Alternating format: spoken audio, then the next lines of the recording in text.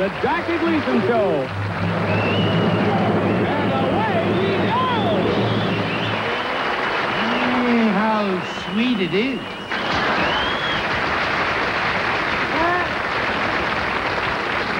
There he is. How about a nice hand for Sammy Spear and his orchestra?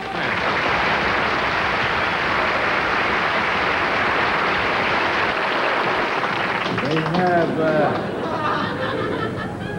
Pardon me, buddy. Would you mind coming down here? Doing a show. Would you mind coming? I'm a guide here at CBS. You're a guide at CBS? I got lost. You got lost? Yes, and I want to take this opportunity, Mr. Gleason, to thank you for that wonderful birthday present you gave me last week. It was very nice and considerate because, I mean, after all, you're a wonderful man, and my birthday was last week, and you gave me a wonderful present, and thank you very much. Well, that's all right. That's fine. You said you were a guide here? Yes, sir, and I got lost, and you gave me two presents, whether you know it or not, honest to gosh. I did? You gave me a cigarette lighter shaped like a gun, and a gun shaped like a cigarette lighter, remember? I went hunting and set fire to a deer.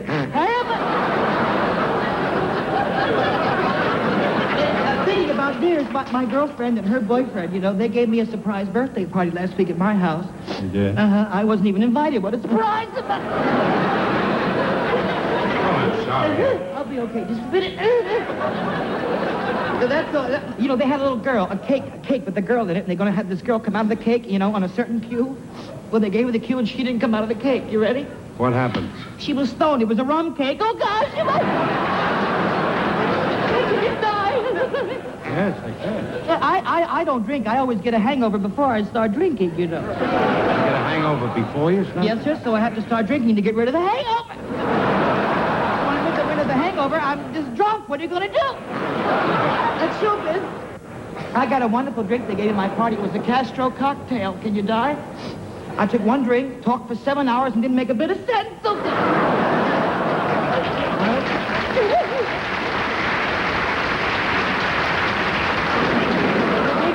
Wonderful birthday presents, things you can use. I got a picture of Art Linkletter hitting a kid. Can you die? And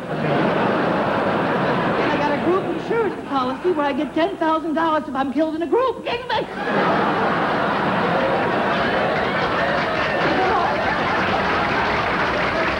Don't wet my lapel. I did, Jimmy. And everything else went wrong. Then I tried, for Lord's sakes, to get a little part-time job. You know, with the newspaper strike on, it's just impossible to do it because there's no papers and no want ads, you know, everything. And after all, I mean, well, there is one paper, but I mean, can you understand what the want ads? Well, this thing, I don't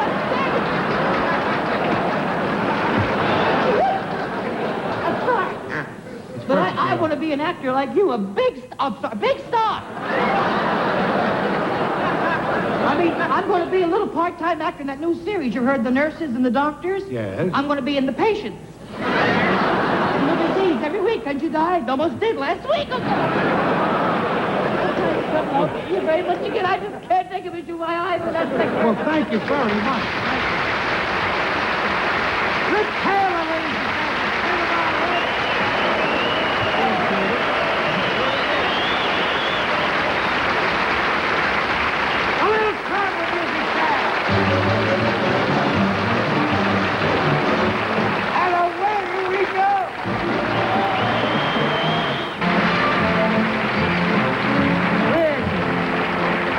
There are many restaurants in this country that cater to diners who enjoy fish, fowl, and meat.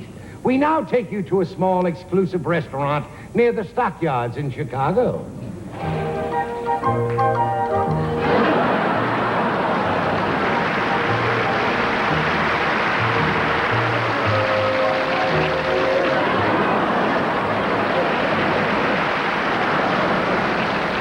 Thank you and good evening, ladies and gentlemen.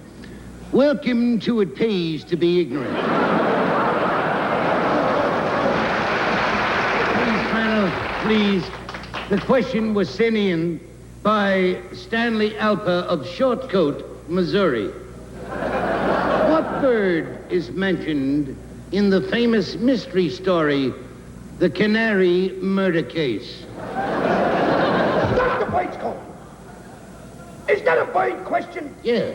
Oh, I don't like birds. They're so foul. True. Now, nevertheless, the question is, what bird was killed in the famous mystery story, the Canary murder case? Who killed who? He said some bird was killed by some guy who sang to the cops and got himself bumped off. Don't look at me. I was in Philadelphia at the time.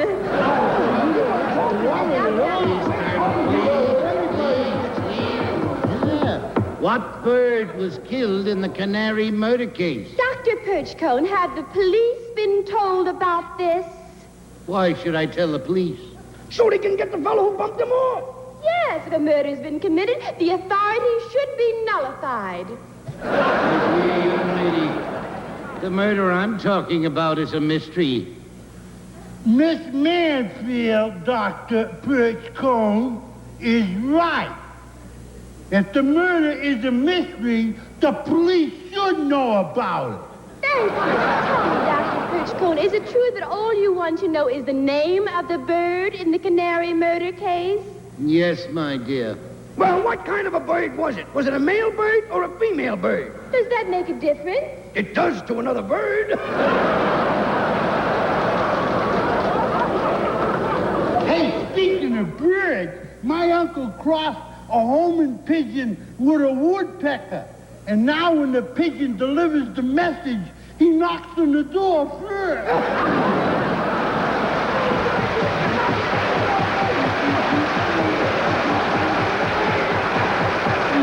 Final, please. We're straying again. Miss Mansfield, do you know anything about birds? No, Dr. Perchcone, but I hear that you are quite an authority on the swallow.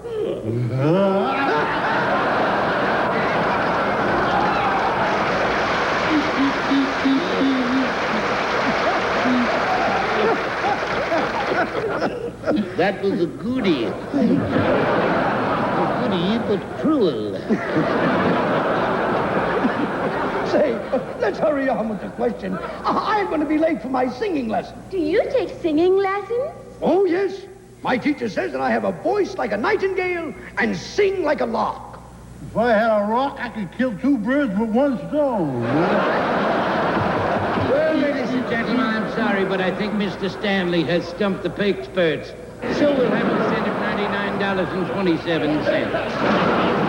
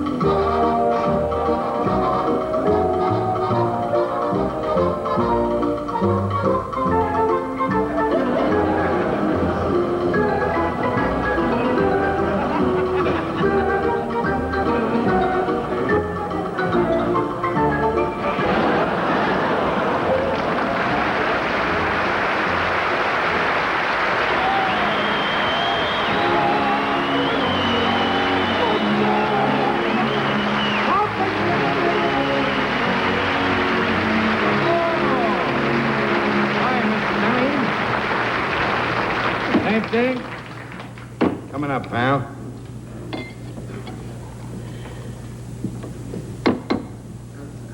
There you are. Well, I had it today, Donnie. I'm gonna give up this joint. Just between you and me, it's getting me.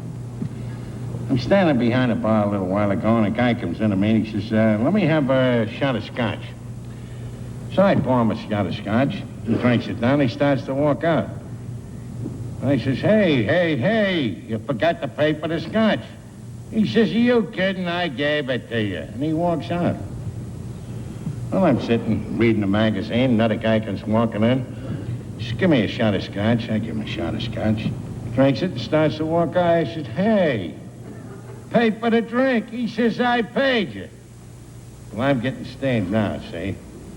Now, a guy walks in, comes up to the bar. He says, give me a shot of scotch. I says, all right. I said, I want to tell you something, buddy. There were two guys in here before. They both ordered a drink.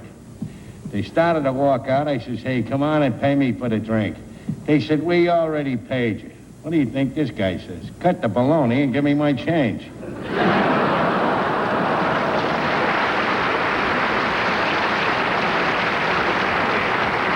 Huh? Oh, he's in the back. I'll call him out. Hey, Craig!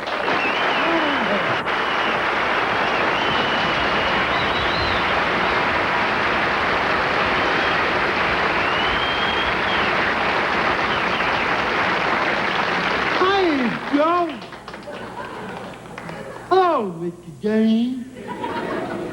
Hey, you look a little excited there, pal. Yeah, I was all excited. I'm always excited. Every time I come from Fatso's house. What happened over there? There's always something going on over there, Joe. I was over there, his wife is running around and she's cooking for the kids and she's doing the laundry and the telephone's ringing. And with all that, somebody's at the back door pushing the doorbell. She walks over, opens the back door. There's a panhandler there. He wants food. She don't get excited. She's nice and calm. She says, you don't mind eating yesterday's soup, do you? He says, no, I love it. She says, good, come back tomorrow.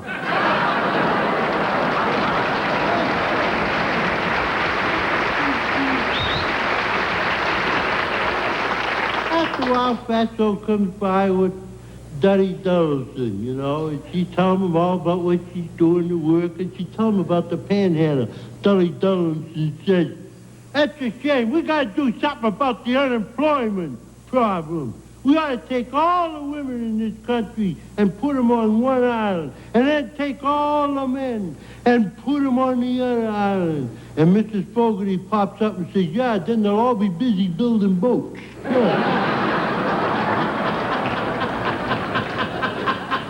Not a bad idea at that,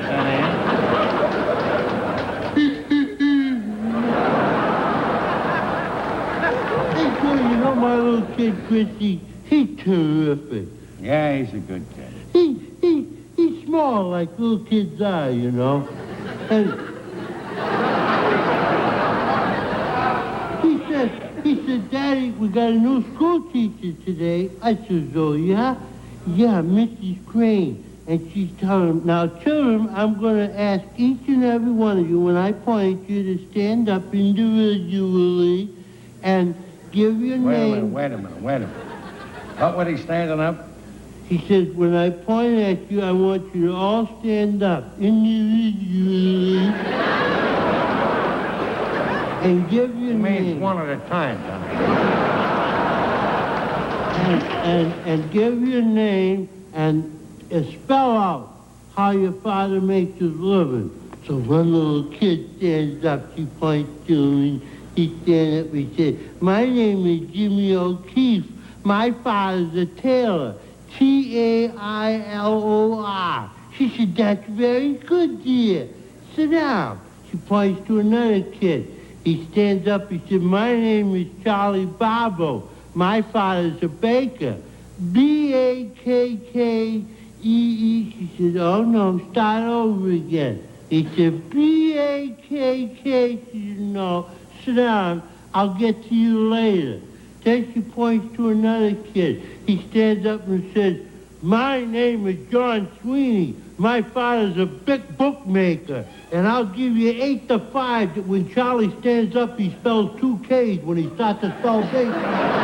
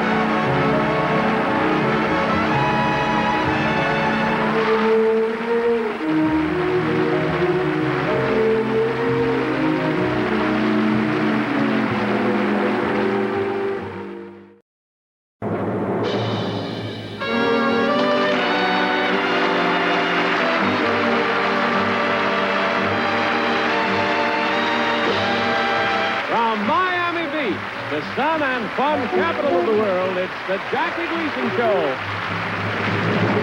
And away we go!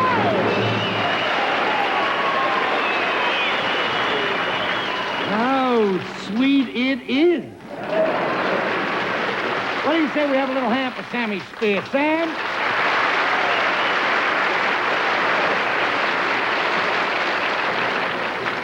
I would like to introduce, thank you. I met 2 of my friends the other day, Walter Darewall and Johnny. They are without a doubt one of the finest dance teams in the world. And I asked them if they'd come on tonight and do just a little routine for you, and they were kind enough to do so. Let's give them a nice hand. Walter Darewall and Johnny, come right out, fellas.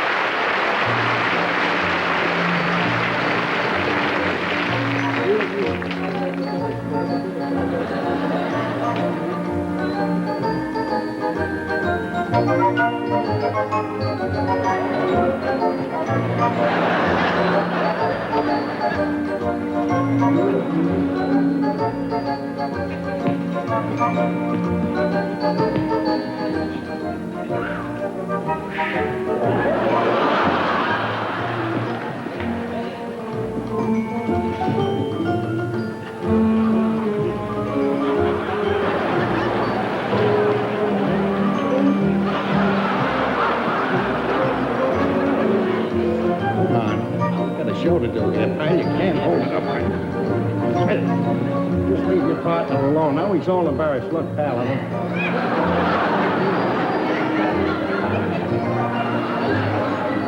What are you, a wise guy or something, pal? Hey, pal, come here. What is this for them?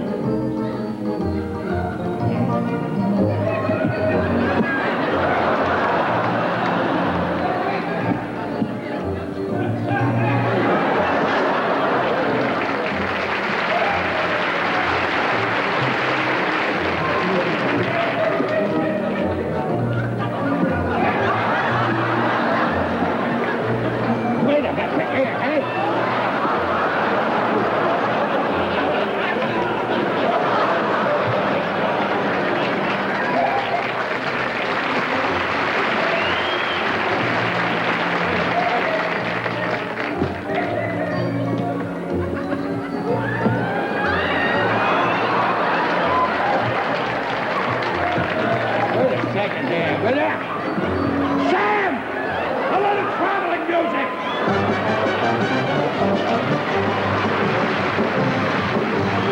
And away we go!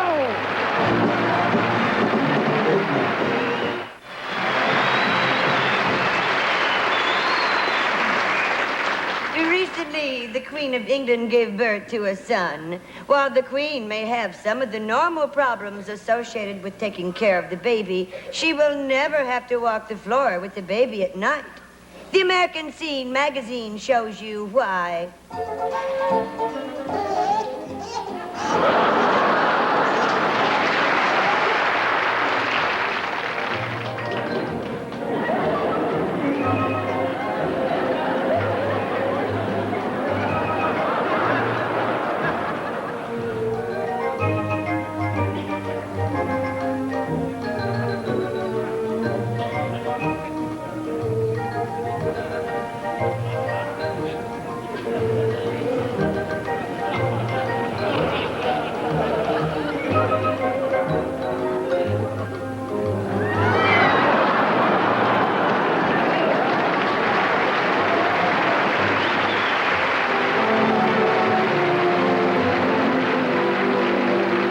Hello, friends. I hope you're enjoying our late movie as much as we are.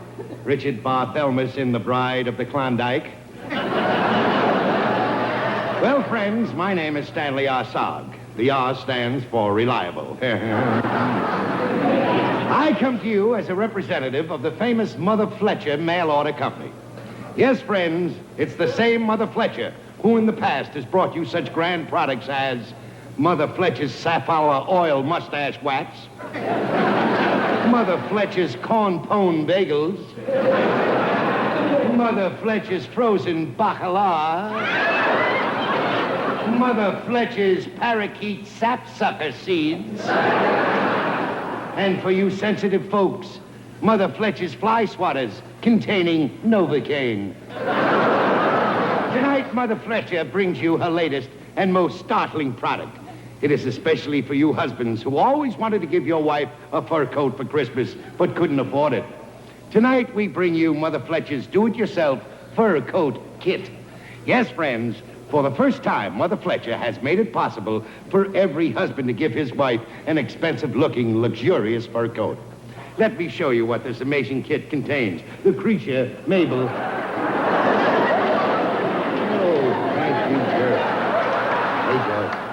Now, let me show you the contents of Mother Fletcher's do-it-yourself luxury fur coat kit. The basic pattern is a material made of 2% crushed flaxen weed, 90% lint, and 10% peanut shell. This is Mother Fletcher's glue for applying the fur. Now, this is the best glue there is, friends. The same glue used at the Waldorf Astoria. Now, for the fur itself. This fur is taken only from the chin of the Bolivian aardvark. And now, friends, before your very eyes, with these simple ingredients, I will show you how to whip up a full-length fur coat that will make your wife the envy of the opening night crowd at the National Hardware Show. Would you kindly come out here, young ladies? One of our lovely Mother Fletcher models. Yes, get in there, please. If Mother Fletcher is looking in, I think we should have trapped another aardvark. Or is this one of Papa Fletcher's good friends? Now, friends, here's what you do. You simply put on the basic pattern. I know many of you are saying that's a beautiful coat in itself. And I say, friends, that this is just the shell. Are you ready, Mildred? Face me, please. A little closer. That's the girl. That's it. Oh, that has an ugly smell. There we are. Now. That's it. Now, would you mind turning around, please?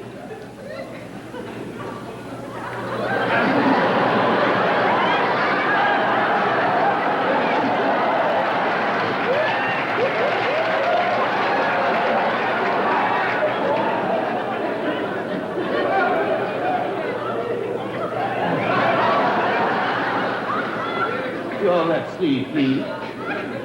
Thank you. Incidentally, for you folks who have short arms, you can use what is left over for a muff. Thank you. Oh, that is ugly stuff. There you are. Now, friends, I know what you're saying. You're saying, but I don't want a white fur coat.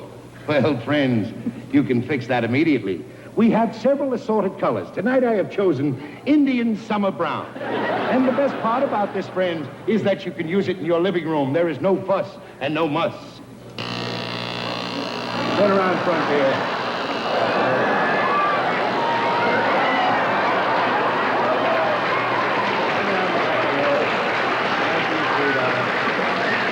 Oh, yes.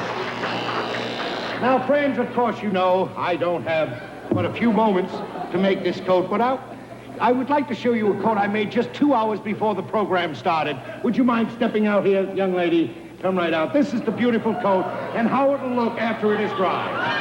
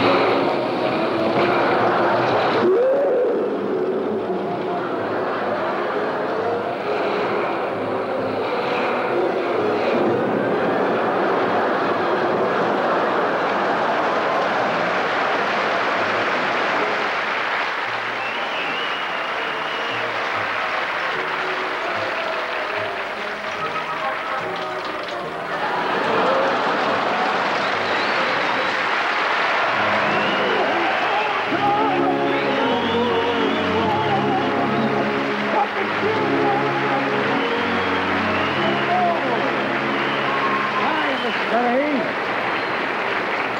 Same thing? Right, oh, pal. You gotta watch out for these, pal.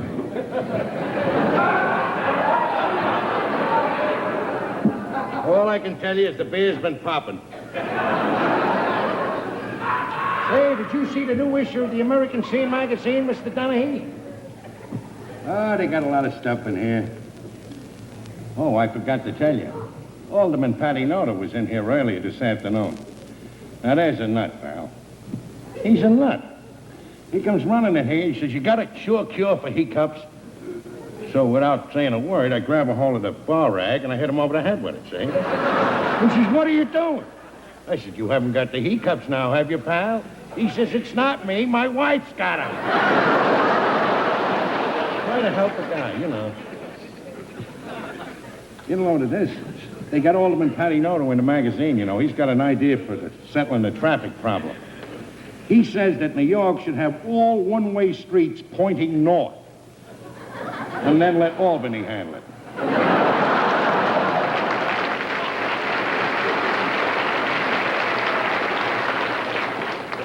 They got a thing in here about a guy who had a strange accident. This guy had a very big nose, Mr. Donahue. And he was sleeping in bed, see, and during the night he rolled over, and his nose got caught in his ear. Yeah, he sneezed and almost blew his brains out. Things that happen to people. Here's a guy got shot by his wife. All he said to her was your stockings are wrinkled. Of course, she wasn't wearing any stockings at the time. Huh? Oh, he's in the back. I'll call him out. Hey, Crazy! Come on out here, will you, Crazy?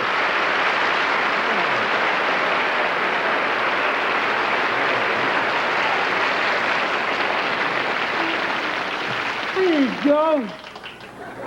Hiya, Mr. Danny.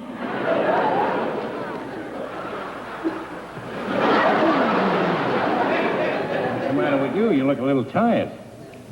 Joe, I had the first argument with the wife last night. You did? Yeah. I'm sleeping in bed.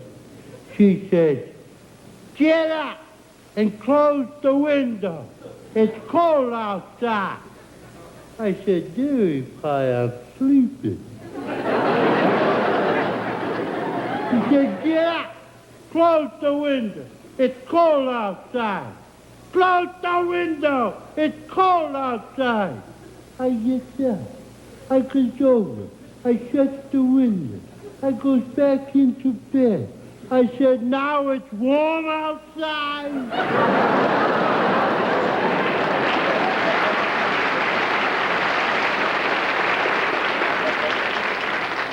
I guess she was a little cranky on account of her brother. He was in an accident. No, what kind of an accident? He's a very cheap guy, my brother-in-law. Yeah, he had a bad tooth, and he didn't want to pay a dentist to pull it out. So he gets a hold of a string, and he ties one end onto the tooth and the other end onto the bumper of an automobile. Did the tooth come out? No, the car backed up, and he broke his nose.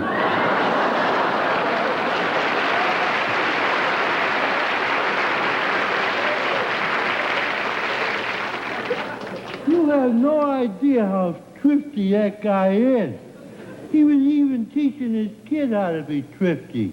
He said, now take all your pennies and put them in this brown box. And when you get 5, give them to me. And I'll give you a nickel. Take all your nickels and put them in the blue box right here.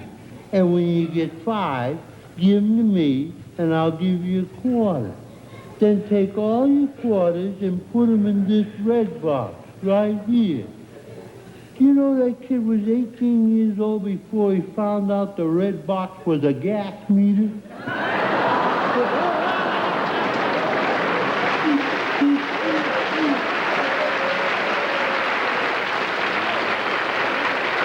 Bird, ain't he, Mr. Donahue?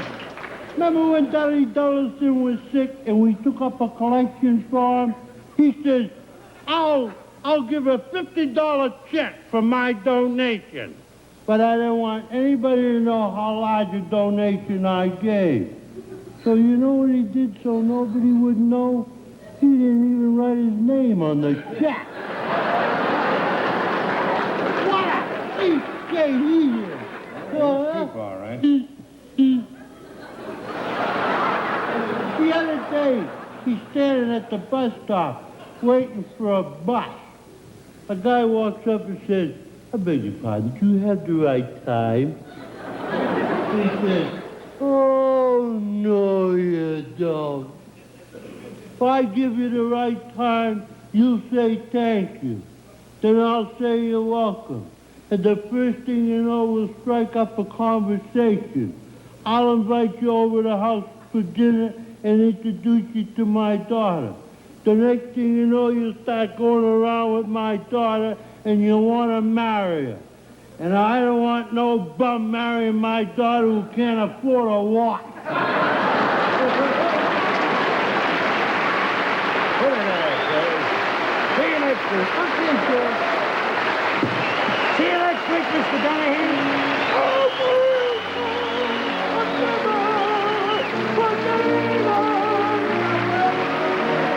Oh,